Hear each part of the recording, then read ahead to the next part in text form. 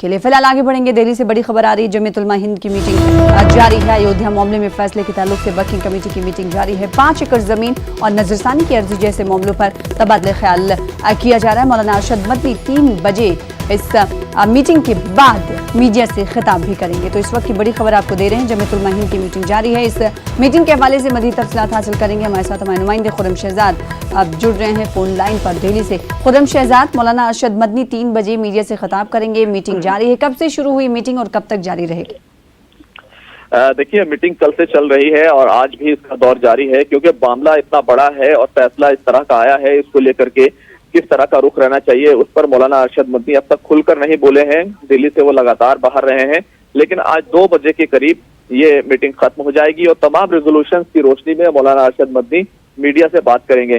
खास बात यह है कि जिस तरह से फैसला आया और जिसमें उसके कानूनी नुकात हैं उनको लेकर बात की जा रही है, उस पर किस तरह का रिएक्शन दिया जाए। और जिस तरह से 5 एकड़ जमीन देने की बात की गई है अयोध्या तनाज़े के फैसले में, तो क्या उसको कबूल किया जा सकता है, उस पर भी शरई एक राय बनाने की कोशिश होगी। और उसी के साथ साथ ये भी जानने की कोशिश होगी कि आगे के लिए किस तरह का रिएक्शन हमारा होना चाहिए और क्या इस मामले में रिव्यू पिटीशन क्या दाखिल की जानी चाहिए। क्योंकि आपको मालूम हो कि मौलाना अरशद मदनी सिद्दीक साहब जो इस मामले में बाबरी मस्जिद के केस में सीधे तौर पर फरीक थे, उसका केस जमीयत उलमा लड़ रही थी और सबसे पहले सुप्रीम कोर्ट में जमीयत उलमा ही गई थी। जब जिस तरह से इलाहाबाद हाई कोर्ट का फैसला आया था, उसके बाद जमीयत उलमा, मौलाना अरशद मदनी, ये लोग सुप्रीम कोर्ट में पहुंचे थे। तो इस मामले में क्या रिव्यू पिटीशन दाखिल की जाए और किन बुनियादों पर दाखिल की जाए, इन तमाम चीजों को लेकर बातचीत हो रही है, वकीलों से बात हो रही है।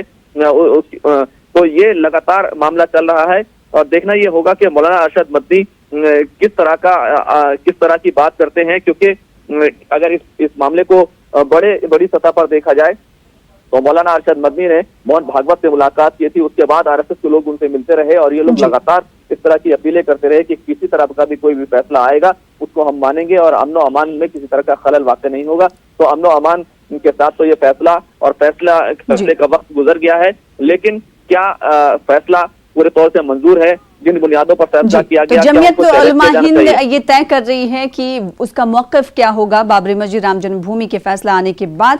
और आज 3 बजे तकरीबन मौलाना अरशद मदनी इस हवाले से मीडिया से बातचीत करेंगे। आप इस मीटिंग पर नजर बनाए रखें, हम आपसे दोबारा राब्ता कायम करेंगे। फिलहाल